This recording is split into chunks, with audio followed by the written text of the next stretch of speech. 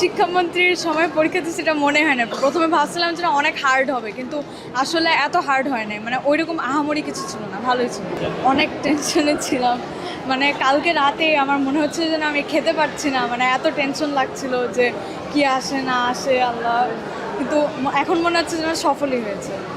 প্রথম দিকে আমি একটু হেলাফেলা করেছিলাম, ভেবেছিলাম যে অত এফোর্ট লাগবে না, কিন্তু ধীরে ধীরে টেস্ট প্রিপারেশন থেকে আমি অনেক বেশি হার্ডওয়ার্ক করেছি। চেষ্টা করেছি যে দিনে 8 ঘন্টা পরিশ্রম করা, 8 ঘন্টা পড়ার ব্রেক সহ।